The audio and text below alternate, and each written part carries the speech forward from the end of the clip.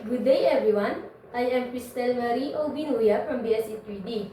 And today, I am going to show you how to solve systems of linear equation in 2 or 3 variables using algebraic methods and a scientific calculator. For this session, I will use the Canon F789 SGA calculator.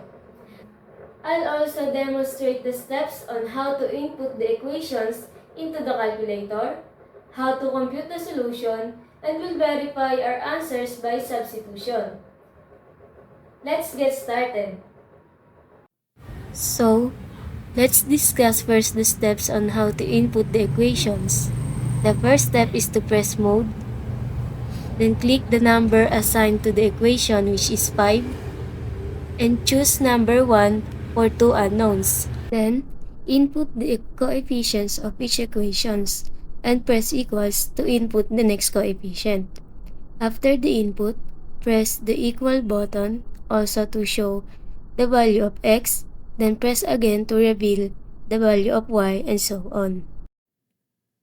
Let's begin our first system of equations in two variables, which is x plus 2y is equal to 2 and x minus 2y equals to 6. In this system, we can already eliminate the variable y by adding the two equations. So, x plus 2y equals 2 plus x minus 2y equals 6. We can eliminate already the variable y, and 2x is equal to 8. Then, divide both sides by 2 to isolate x. Then we have the value of x, which is 4. Then, to get the value of y, we will substitute the value of x and perform the indicated operations. So, x plus 2y equals 2. Get the value of x, which is 4. So, 4 plus 2y is equal to 2. Then distribute 4 to the other side.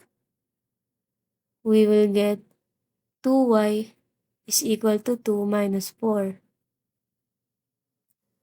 Then 2y is equal to negative 2. And divide both sides by 2 to isolate y. Then y is equal to negative 1. So our solution set for this system is 4 and negative 1. Perform this on our calculator. Let's follow the steps given earlier.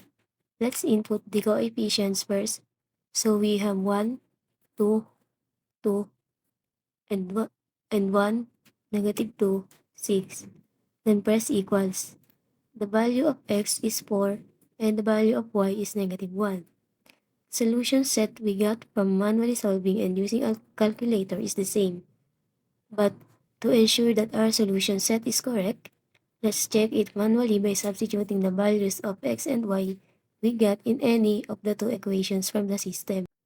So to check our first system, we will use the first equation, x plus 2y is equal to 2, where our x is equal to 4 and y is equal to negative 1.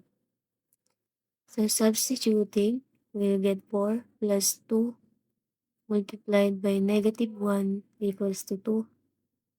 Then 4 plus negative 2 equals 2. And then 2 is equal to 2. So we have verified our answers using the substitution method. For our next system, we have 5x plus 4y equals 22 and 7x plus 6y equals 32. So, we will eliminate y by multiplying the first equation by negative 3 and the second equation by 2. Then we will get negative 15x minus 12y equals negative 66. plus 14x plus 12y equals 64. Then eliminate y, we will get negative x equals negative 2. Then interchange, we will get x is equal to 2. Then to get the value of y, we will substitute the value of x, which is 2. So we will get 5 times 2 plus 4y is equal to 22. Then 10 plus 4y is equal to 22. And 4y is equal to 22 minus 10. Then by adding, we will get 4y is equal to 12. And then isolate the variable y by dividing for both sides, we will get y is equal to 3. So the solution set for our system is 2 and 3. So let's input this in our calculator. We have 5, 4, 22, and 7, 6, and 32. Then press equals. The value of x is 2 and the value of y is 3. Same from the solution set we got from manual computation. And to check this, we will also use the first equation, which is 5x plus 4y is equal to 22, where our x is equal to 2 and y is equal to 3. So by substituting, we will get 5 times 2 plus 4 times 3 is equal to 22. Then 10 plus 12 is equal to 22. Then adding 10 and 12, we will get 22 equals 22. So our answers are correct. For our third system, we will use substitution method. So x minus 3y is equal to negative 9 and 2x plus 7y is equal to 8. So to get the value of x, we will distribute negative 3y to the other side. Then we will get x is equal to 3y minus 9. Then using the second equation, let's substitute the value of x. 2x plus 7y is equal to 8. Then substitute the value of x, we will get 2 times 3y minus 9 plus 7y is equal to 8. Then multiply 2, 6y minus 18 plus 7y is equal to 8. Then distribute the negative 18 to the other side and add 6 and 7. We will get 13y is equal to 8 plus 18. Then 13y is equal to 26. Divide both sides by 13 to get the value of y. Then y is equal to 2. And to get the value of x, let's perform the indicated operation in the value of x, where x is equal to 3y minus 9. Then x is equal to 3. The value of y is 2. We have 3 times 2 minus 9. Then x is equal to 6 minus 9. So the value of x is negative 3.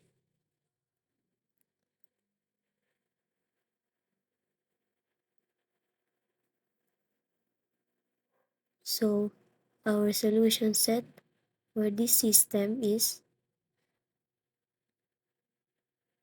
xy is equal to negative 3 and 2. So to input this on our calculator, we have 1, negative 3, and negative 9, then 2, 7, and 8. So by pressing equals, we will get the value of x, which is negative 3 and the value of y, which is 2. So to check this, let's use the second equation, which is 2x plus 7y is equal to 8, where our x is negative 3 and y is equal to 2. So, substitute this, we have 2 times negative 3 plus 7 times 2 is equal to 8. Then, negative 6 plus 14 is equal to 8. So, negative 6 plus 14 is equal to 8 and equals to 8. So, our answers are also correct. For our next system, which we will also use substitution method, we have negative 5x plus 2y is equal to 2 and negative 3x plus y equals to negative 4. And the value of y, we have 3x minus 4. Then using the first equation, we have negative 5x plus 2y equals 2. Then we will substitute the value of y. We have negative 5x plus 2 times 3x minus 4 equals to 2. Then negative 5x plus 6x minus 8 equals to 2. Then distribute negative 8. We have x is equal to plus 8. Then x is equal to 10. And to get the value of y, we will substitute the value of x. We have y is equal to 3x minus 4. Then y is equal to 3 times 10 minus 4. Then we have y is equal to 30 minus 4, and the value of y is equal to 26.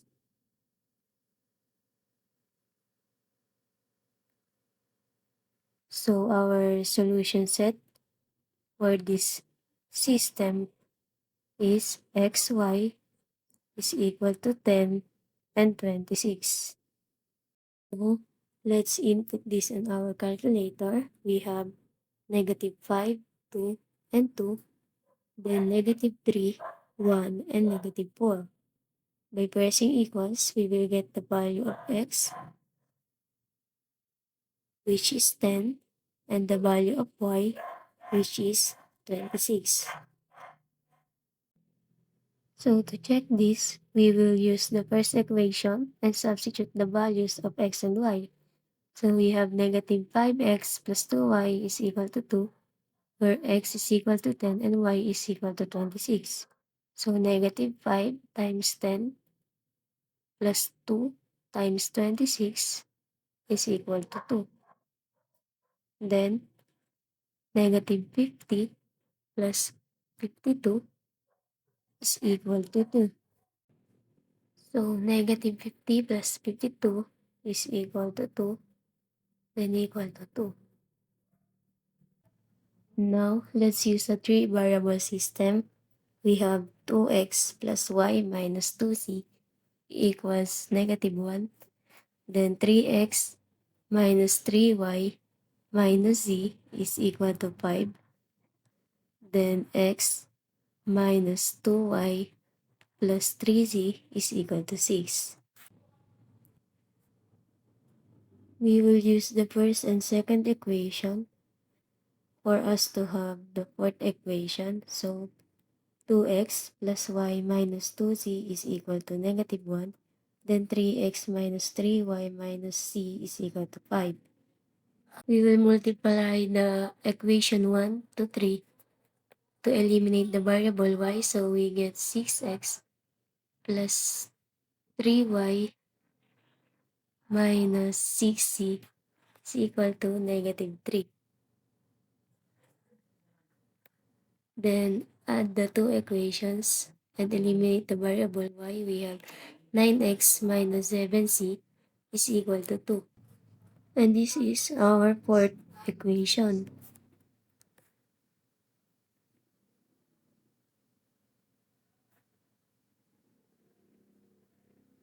Now we will use the second and third equation to create our fifth equation. So we have 3x minus 3y minus c is equal to 5. Then x minus 2y plus 3c is equal to 6. Then we will multiply the first equation to negative 2 and the second to 3. So we will get negative 6x plus 6y plus 2z is equal to negative 10. Then 3x minus 6y plus 9c is equal to 18. Then our fifth equation, we have negative 3x plus 11c is equal to 8.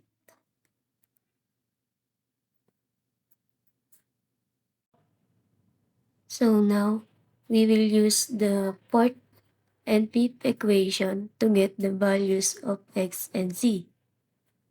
So we have 9x minus 7c is equal to 2. Then negative 3x plus 11z is equal to 8. Then multiply the second equation to 3. Then we will get negative 9x plus 33z is equal to 24. Then bring down the fourth equation, we have 9x minus 7c is equal to 2. Then eliminate x. We have 26c is equal to 26. Then divide both sides by 26. We have c is equal to 1. Then we will use the fourth equation. We have 9x minus 7c is equal to 2. Then we will substitute the value of c, which is 1. So 9x minus 7 times 1 is equal to 2. Then 9x minus 7 is equal to 2. Then distribute negative 7, we have 9x is equal to 2 plus 7. Then 9x is equal to 9. Divide both sides by 9. So the value of x is equal to 1.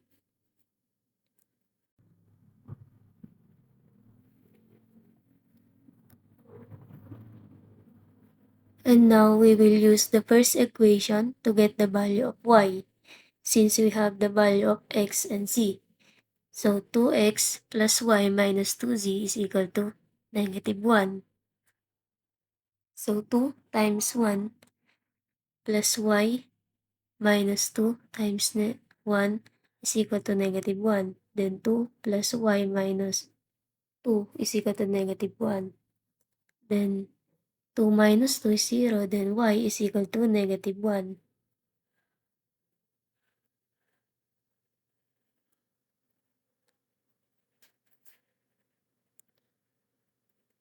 So our solution set for this system is x, y, and z is equal to 1, negative 1, and 1. And to input this in our calculator, let's get back to mode. Then 5, then press 2 for 3 unknowns.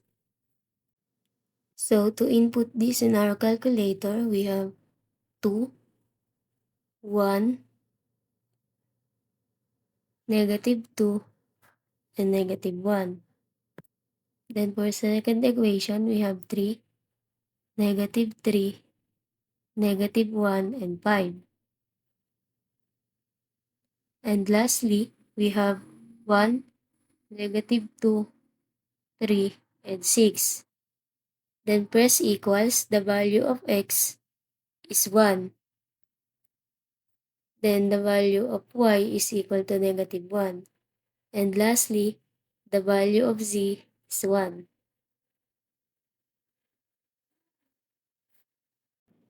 And to check if our solution set is correct, let's use the second equation, which is 3x minus 3y minus z is equal to 5, where the value of x is 1, y is equal to -1, and z is equal to 1. So, substitute the values. We have 3 times 1 minus 3 times -1 minus 1 is equal to 5. Then, 3, -3 times -1 is +3, then minus 1 is equal to 5. Then 6 minus 1 is equal to 5, and 5 is equal to 5. So, our solution set is correct. That's all for today. I hope this video helps you in solving systems of linear equation using a calculator. Thank you!